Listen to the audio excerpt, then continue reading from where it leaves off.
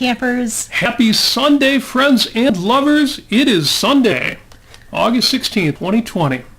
And this is... 5 Minutes with Robert Nasir. 5 Minutes with Robert Nasir. And I am here with my co-host and partner in all things, Amy Nasir. Hello. And today is August 16th, the 229th day of the year. Wow. With just 137 days remaining until 2021. We're getting there, folks. We're getting there. We're rowing fast. So there are 131 days left until Christmas and a mere 76 days until Halloween. Yes, that's important.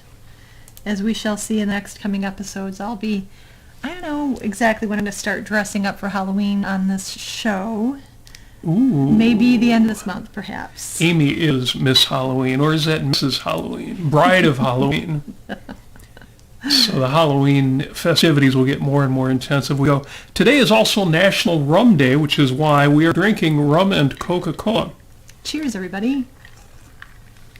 In case the glasses look interesting, these are from the 2018 Moonlight Bootleggers 5K run. Mm-hmm. Because alcohol and doing a 5K run through the woods at Mayberry Park is a great idea. With moonshine. With moonshine. I should say that's afterwards. So, yes, it is National Rum Day, in which we celebrate the preferred beverage of pirates everywhere. But only nice pirates, like in Disney films. Yes. Or like the Pirates of the Flying Spaghetti Monster. Yes. Nice pirates. Good pirates. So have a tasty adult beverage featuring this unique concoction made, curiously enough, from sugar cane. And listen to the Andrews Sisters and their song Rum and Coca-Cola. Link is in the show notes. It's a slightly disturbing song for reasons you'll find when you listen to it. Those of you who know will comment in, I'm sure. Yeah, the Andrews Sisters, they did, it's kind of an historical song in a bad way. Yeah, they didn't write it, so there is that. But it's a different era. Hi, Jennifer. Jennifer's on YouTube. Different eras had different standards. Yes. Somebody just asked, hey, what was the best decade ever in your opinion? And my immediate reaction was, well, the late 1800s, early 1900s. Mm. Late 19th century, early 20th century. Someday they're just going to cut that century stuff out and say the 1900s were the 19th century from now on. But... You mean the 20th century? But yes, the late 19th century, early 20th century. Yeah. But, that was true if you were white and like a guy. Yeah. You girls couldn't vote, of all things. I mean, there were a lot of other things you couldn't do either. So I had to adjust my answer because the best decade ever was... 1980s. The 1980s, of course. Although if I could make up my own decade, it would probably be like 1976 through 1985. Yes. The late 80s got a little funky and led to a decade of grunge and alt-rock, so... I'm sorry, all you grunge and alt-rock fans out there. Today is also Madonna Louise Ciccone. I gotta read my notes here. Is it Ciccone? Ciccone, yeah. Ciccone, Madonna Louise Ciccone's 62nd birthday. So happy birthday, Madonna. Madonna, you're old. Well, we broadcast this podcast. We podcast from Southeast Michigan. Mm-hmm. Well, of course, Madonna is a Southeast Michigan gal. Yeah, from, I think, Bay City. She even attended the University of Michigan Music School and studied dance. Mm-hmm. Although she dropped out to go to New York City and seek her fame and fortune. Yep. She holds the Guinness Book of World Records for the best-selling female artist of all time. Fantastic. Amazing. For people who've kind of forgotten Madonna because, contemporary pop goddesses have taken over, she is still top of the charts, as women go, as we used to say in the early 1900s. So happy birthday, Madonna. And on a related note, on this date in 1974, the Ramones played their first gig at CBGB. Oh, that's a good date. Or as people often say, CBGB's. CBGB's. With an apostrophe S at the end. Yep. CBGB opened the year before in 1973, intended by owner Hilly Crystal as a country bluegrass blues bar, hence CBGB, Country Yes. Bluegrass Blues. Ultimately, CBGB showcased countless punk and new wave pioneers, including the Ramones, Television, Patti Smith, Blondie, Talking Heads. The Ramones remained active from 1974 through 1996, 22 years. And here's the thing. Their appearance was exactly 5 years after the Woodstock Festival, Oh. which destroyed Yasgur's farm and the surrounding properties, which ran from August 15th through the 18th in 1969. So, happy So? 51st birthday to Woodstock, you freaking hippies. So, with that said, we move on to what we're listening to this week. What is that? What I'm listening to this week in honor of the 51st anniversary of the invasion of Yasgur's farm, I'm listening to Ayn Rand's 1969 lecture before the Ford Hall Forum, titled Apollo and Dionysus. Apollo 11 and Dionysus at Woodstock. We have mentioned this speech previously in connection with the recent and outstanding documentary Apollo 11, Yes. produced and directed by Todd Douglas Miller. If you haven't seen Apollo 11 yet, go see it. Yes, it's the newest documentary, and It's outstanding. It's outstanding. Basically, they take old footage that was recently discovered in the Library of Congress that was not known for a long time, and they made everything, they pieced everything together very, very dramatically, and you can see the actual people launching, Yes. and it's amazing. It's extraordinary. And if you haven't yet listened to Ayn Rand's Apollo and Dionysus from Ford Hall Forum, that is also a must hear.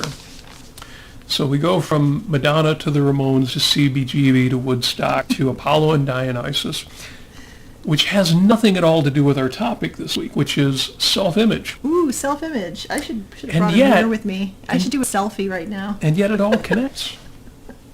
Oh, yeah, you grab your fancy new iPhone Pro Max, We'll see. Whatever it is. Pro 11 Max phone, doing- crazy. Selfies. Duck lips. I don't think I'm doing that right. Okay. I can't even. Of course, the people watching this on YouTube and Facebook, the folks who've got this on video, are all like, why are you wasting my time? So, Because it's fun. well, why are we talking about self-image? And the answer Yeah. is, Amy's on vacation.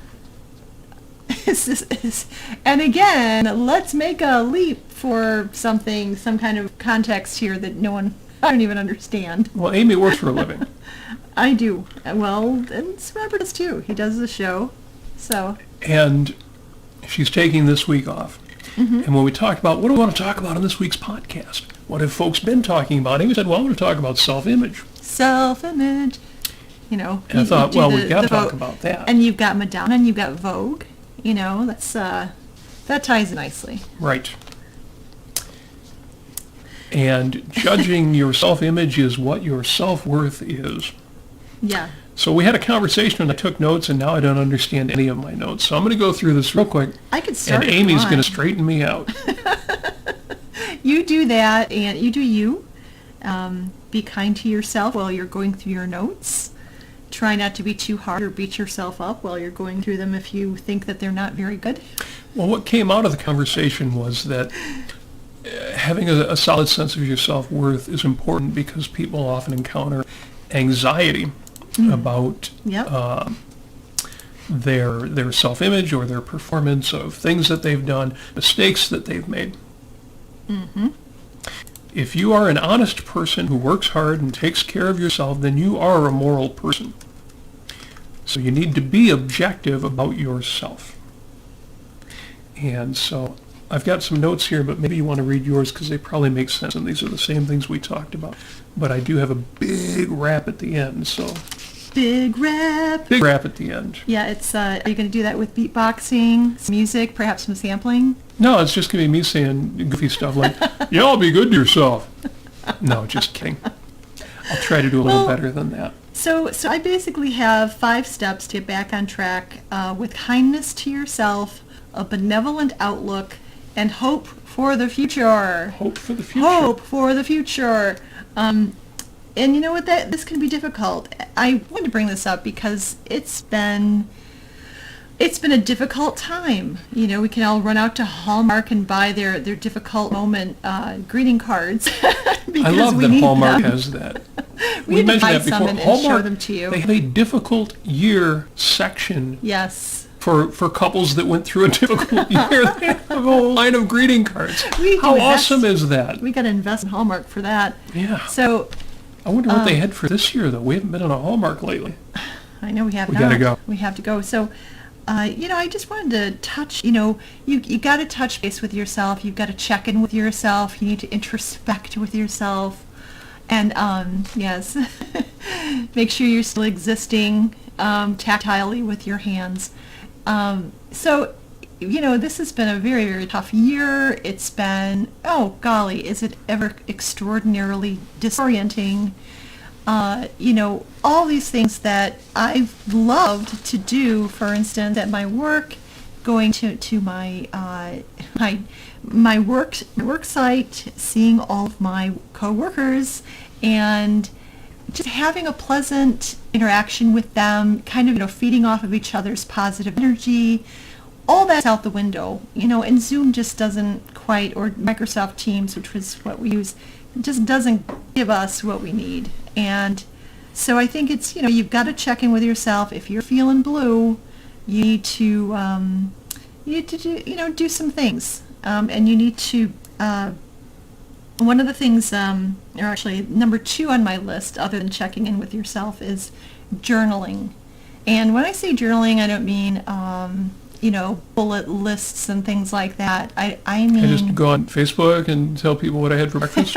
Yes. Make sure you get a picture of your dinner. No.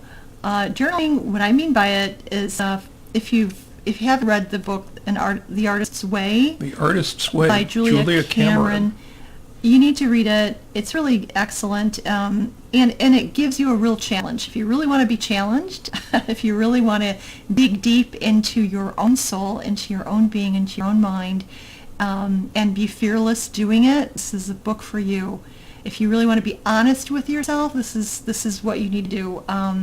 The morning page journaling is exceptional because basically it forces you to keep writing and keep blurting out all the negative things about yourself, every single thought about yourself onto paper. Morning pages. Morning pages about you know, how you're doing in life, who is irritating you and who isn't. You know, you can write positive things too, but basically you want to do them in the morning when you're just kind of caught off guard. You're not editing yourself whatsoever. It's just time for honesty and time to check in with what your inner monologue is. You've probably heard of this negative self-talk or positive self-talk. What is your inner monologue? You need to understand how you're viewing yourself, what your self-image is. And you need to then take a look, and number 3 is to look at those negative evaluations.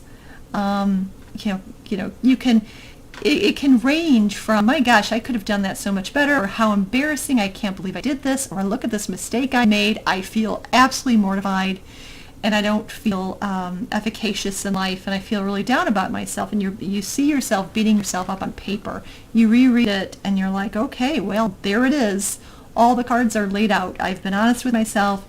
Now I can challenge these things. There's a really excellent acronym. It's called THINK, and T is for ask yourself if what you're thinking or what your evaluation is of yourself is true. H is for, is it helpful? Is what you're telling yourself helpful? So I mean, you know, you can beat yourself up all day, you know, for having something beyond your control. That's not helpful. Is it inspiring you? Is this something that is going to propel you to do something better in your life? That's the I and think. Is it necessary? Is this something that you really need to do? Is it really necessary in your life for right now? And is it kind? Are you being kind to yourself? Are you being a good friend to yourself? Are you being compassionate with yourself? So that's true, helpful, inspiring, necessary, and kind. And you've got to ask yourself those questions. It's a really good way to think about that. Ha ha ha. Number 4 is make amends if you've actually done something wrong. We normally don't. At least the people that we hang around. We don't. Most people I know, and between most me and people Robert, we hang around don't have that issue. Right, But I know what you mean. I just don't want all of our friends to think, well, what did I do wrong? oh no, we all love you, friends. So that's why we're here for you. So, but you've got to ask yourself, is this really true? Is this something that I really did wrong? Is this something that I need to make amends for? Is it necessary to make amends? And if you need to make amends, don't, if you do something wrong, don't just shut down. Don't stop being honest with yourself. Don't stop being kind and friendly to yourself or listening and checking in with yourself. You need to really examine what you can do, because oftentimes there's a lot of things that you can do. And there's a lot of things that you can do wrong that's outside of your control, but you can still make amends for. You can still reach out to the person that perhaps you borrowed their car and then you accidentally bumped it into a wall, and you can make amends for that. It's an opportunity to reach out to say, this is what I've done, and I would like to make amends for it and put it right, set it right. And that really, for me anyway, that really helps me, it makes me feel like I have a place in the world, like I'm efficacious, like, yes, I can actually be responsible for this, not as an act of duty, but as an act of valuing. Sometimes those sorts of situations can show that you are honest, and that actually can build trust with you and other people. So don't shy away from that. And number 5 is organize. Review your long-term goals and plan your days to make those goals happen. There's a lot to do to that, a lot of information on that one. But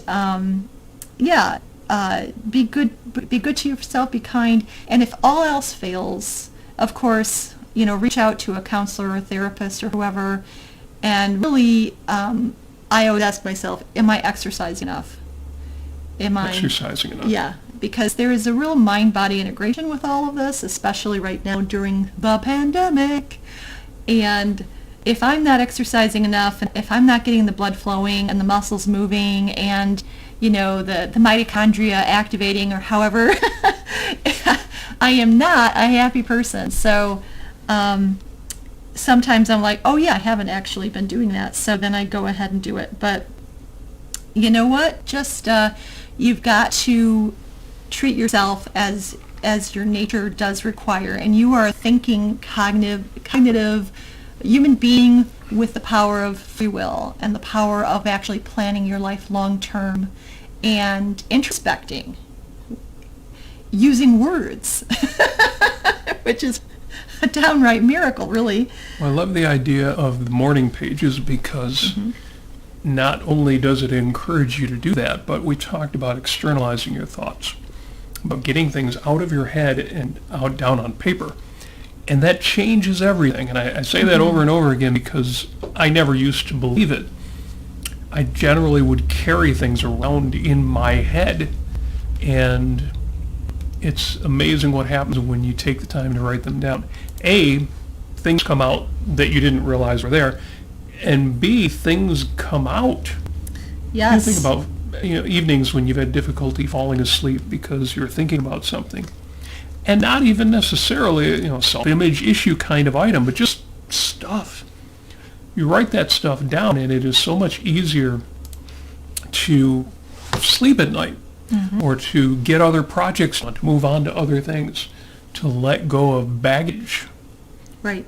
David Allen pushes that as a cognitive skill in his book, in his series, Getting Things Done, in which he says, get everything out of your head. Yeah. Your head's not a good place for carrying stuff around. It's meant for thinking. Right. Not for baggage. Yeah, it's not for necessarily, there's storage there and everything, but it's there for process. That's right. And taking Julia Cameron's idea of morning pages applies that not just cognitively, but psychologically. You get those things out of your head, and it increases your ability to then think about them, to deal with them, to manage them, to move on from things, or to decide if additional action is needed. As you say, sometimes you've got to do something about something. Yep. Say, something went wrong, or that you're worried about or concerned about, and you can do that if you can get it out of your head. Yes. Down on paper, and you can look at it objectively now. Yeah, and a couple of other points I can throw in is realize that you're not the only one. There are so many people out there who they just don't talk about it, but they go through it. And if you do, if you have a friend to confide in, you'll find that if you talk to them, they'll be able to relate the same kinds of experiences that you're going through, and that really does help. Yes. Really? Yes. You go through the stuff I go through? I go through the same stuff that Robert goes through. Ew! That's because we're of the same general nature anyway. We're the same species. We are the same species. Oh, and one last point is, and maybe you're going to be getting into this a little bit, but there is Leonard Peikoff, the eminent philosopher of objectivism. He has some excellent resources out there with regard to morality and judging yourself and being objective with your self-image, whether or not you're a moral person, whether or not you're honest, and there is a tendency for people who are high-minded, very idealistic, who are into philosophy, specifically Ayn Rand's philosophy, who will judge themselves harshly because, they don't run an intercontinental railroad or some such thing. Or they haven't written the book yet. It is not published. Or it's not a success. Or whatever it is. They set their standards up to something that is not realistic. And not necessarily unrealistic, but that's not a value. You don't need to mimic other people's values to be a success. You need to find your own. So that's where introspection comes in again. I'll have to make a note to add that to the show notes. Yes. If we were going to point people to Leonard Peikoff's talks, the obvious one would seem to be the 4-talk series. Used to be on 4 cassette tapes. Judging, feeling, and not being moralistic. Yes, judging, feeling, and not being moralistic. And that's a good series for folks who are prone to moralizing, out of context moralizing, judging harshly when harshness isn't necessary, exaggerating. And not just to other people, but to themselves. But where I would start for what we're talking about here, the 2 to listen to are 2 consecutive Ford Hall Forum talks. Why should one act on principle? And the next year's certainty and happiness. Oh, yeah. Achieving success in thought and in action. I know those ones so well I can not only rattle off the titles, I could probably recite half of the speech. Yes, Robert, you They're can do that. very, very good. Yes. Yeah, we'll add those to the show notes afterwards. All right, well, let's see. I am curious to see what's in Robert's notes. What was I going to say about self-image after we wrapped up? We talked, I'm always doing callbacks to previous episodes, we talked just 2 episodes ago about justice. And we made the point that justice demands that you judge others rationally, based on facts, not feelings. In other words, that you judge people in the same rational, logical way that you judge things and events and reality. You should be, and here's the thought for today, you should be just as ruthlessly fair, and just, and concerned with getting it right.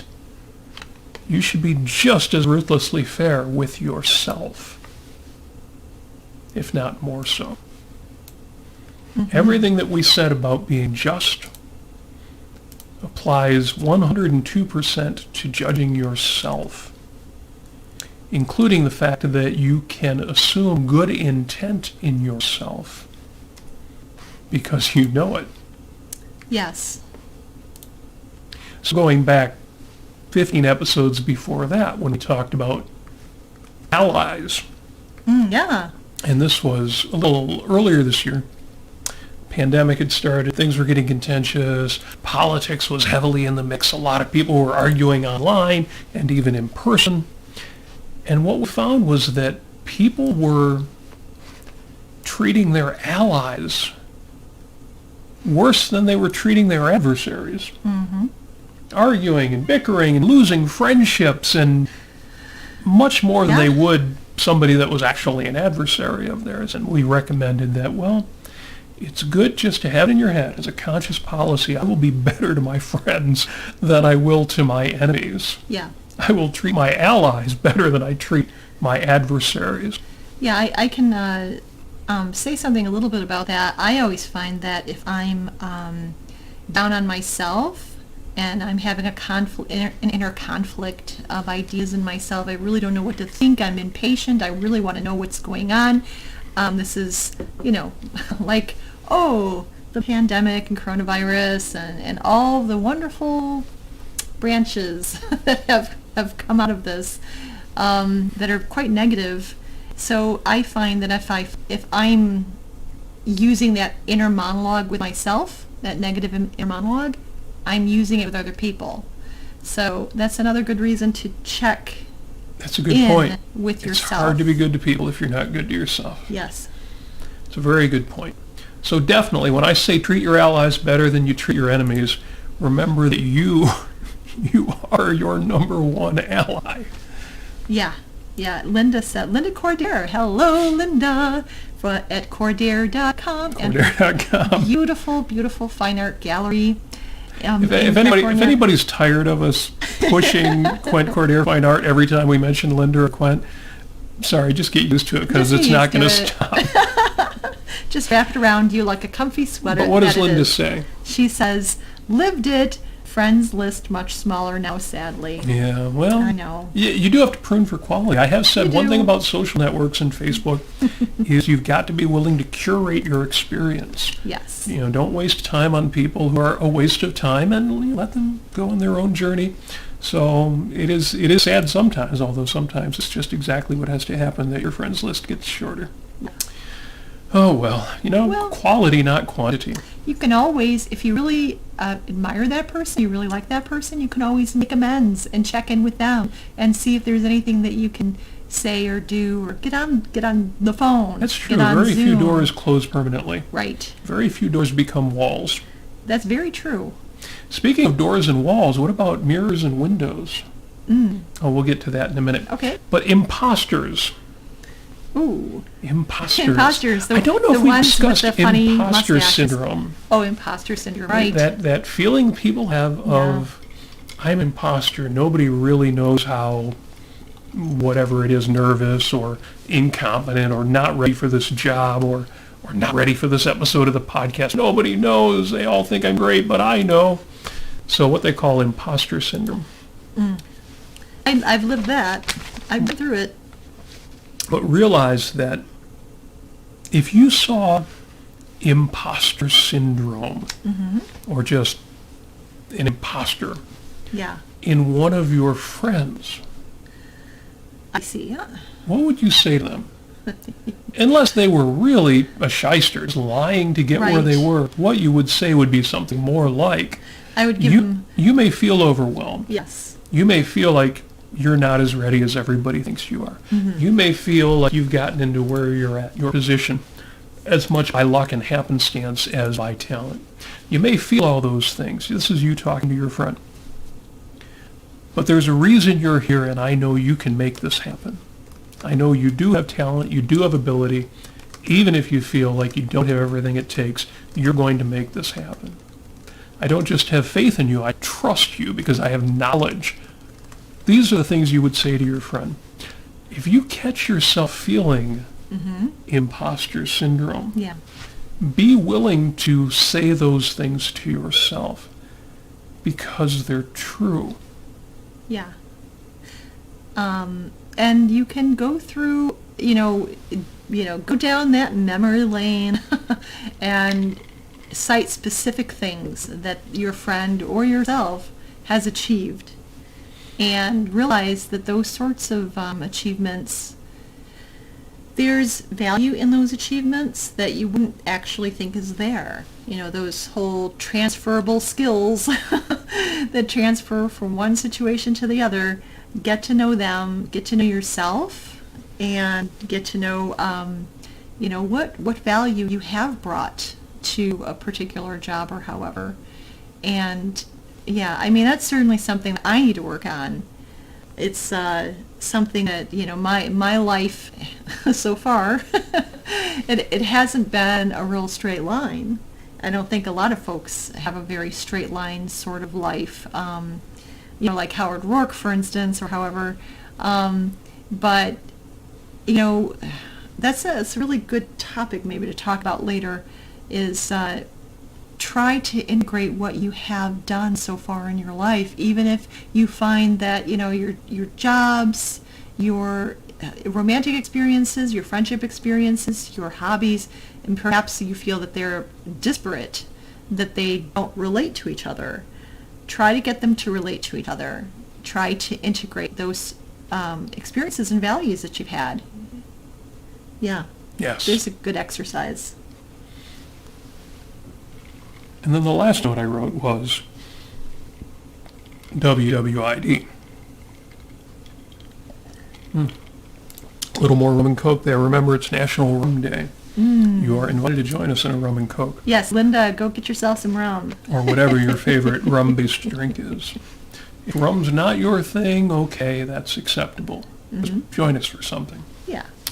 WWID, we brought this up in a previous episode. What would I do? You can say, what would Jesus do? What would John Galt do? What would my hero do? What would Rand do? But you can ask yourself, what would I do? And we talked about this. Just imagine, this is one of those mental tricks that shouldn't work but does. This shouldn't work, but it does. If I find myself in a situation where I don't know what to do, well, I just ask myself, well, if I did know what to do, what would that be? Well, it's kind of a self-visualization sort of thing, isn't it? It's the kind of thing that shouldn't work but does. Yeah. But also, you can just set yourself up as what would the ideal me do? What would the me who had a lot of confidence had a lot of confidence, or had a lot of resources, or had a lot of friends he could reach out to? When we don't feel like we do, but of course we do. That's a good thought experiment. What would I do? When you think of what you would rather see yourself do, realize that A, that's just one possible you. And the others have reasons to be who they are. This is another one where you see this in your friends, you see this in your family, you even see this in strangers who you are far more charitable. And you think, oh, he should do X. But he did have reasons why he raised his kids that way, dropped out of college, got into debt, whatever the thing was. But also, B, hold on to the fact that you deserve to be you at your best. Yeah. So give yourself that gift. Of you. That of the best or better you. You deserve that. Bring out the best in yourself. That's right. Yep. Excellent. Yep. So my takeaway for the episode is that you out there, people listening to this on the podcast, I'm pointing my finger at the camera or the microphone. You are just like me and Amy and your parents and your kids and your friends. And you can judge yourself just as harshly or just as charitably. Mm-hmm. And either way, just as rationally and fairly as you do them. And more than that, you deserve to be treated fairly Yes. by you, by yourself. And once you do, you'll see that you might not be perfect yet. You might not even be near what you want to be. And yet, just as with your friends and your parents and your children, if you set aside all the, yeah, but I wish,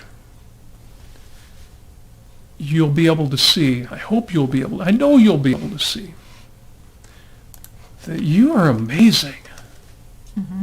Because life is amazing. And you are that. The human experience is amazing. Absolutely mind-blowing.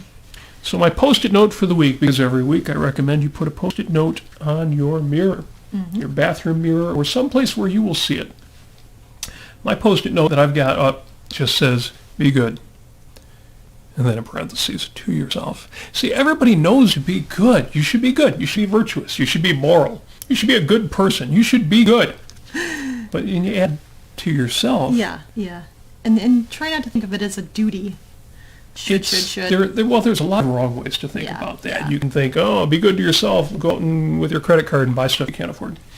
or be the kind of character of selfishness that, objectivists know better, but that other people think of just the ruthless, narcissistic hedonist. Yeah, the Machiavellian hedonist. Well, when we say be good to yourself, what we mean is be actually good. Mm-hmm. Be just. Yes. Be right. And be ambitious. Mm-hmm. And reach and do yearn for more, but be good to yourself. Yeah. My gosh. Who more should you be good to? And how can you be good to anyone else, whether it's your parents, your kids, your friends, or anyone else, if you're not good to yourself? Mm-hmm. Somebody once wrote, to say, I love you, one must first be able to say the I. Yes. Such a lovely quote. From the Fountainhead. From the Fountainhead. So that's your Post-it note for the week. But I did have another Post-it note that says, the most important window is your mirror. Very nice. And I may do a whole episode on that. It's kind of a know thyself, Socrates sort of. You look out the idea. window in order to see the world. You look out the window to see what the weather is. You look out the window to see that your friend is arriving at your house. You look out the window to see the world. Yes. You look out the window to see. You can't see anything staring at a wall. You look out the window to see the world. The most important window is your mirror. Mm-hmm. So very true. Well, real quick, I just wanted to remind everybody before we wrap up, please like us and on Facebook and subscribe on YouTube. That's right. And show notes and past episodes, as always, are available at facebook.com/Robert Nasir and youtube.com/Robert Nasir. Audio-only versions are now available on Apple Podcasts and on Spotify. Yes. You have no reason not to not just listen to the show, but share it with your friends and family and coworkers and everyone you know. If your friend's feeling down, if you think that we're going to help them, cheer them up, send us to them. That's right. We have been recorded. Because if you don't need this advice, you know people who do. Yes. If you have any questions or comments, go to facebook.com/Robert Nasir or search for the group 5 Minutes with Robert Nasir. Send us your comments, send us your questions. We'll answer them online, or if they're really awesome and hot, we'll use them for one of our episodes. But yes, as Amy says, please share and support the show. You can even support us financially if you like. We do have patrons who we love dearly. Yes. At patreon.com Mwah. or by our PayPal. Mm-hmm. You can email me or message me for an email address. We appreciate any kind of monetary donation, no matter how small. Yes, and as always, the show notes will be posted immediately afterward. Yes. Links to the Ford Hall Forum talks that we talked about, links to rum and Coca-Cola by the Andrews Sisters, links to all sorts of resources will be available online. And with that said, Yes. Here, let's clink. Cheers, I everybody. wonder how loud that was. Microphones are, I'm sure all the ice clinking is. Sorry about that, folks, but if you've got an adult beverage on hand, I'm sure you appreciate the camaraderie. Yes. So with that said, as always, we wish you success. We wish you flourishing. We wish you a mirror that works as well as a window. And we wish you love. Mwah.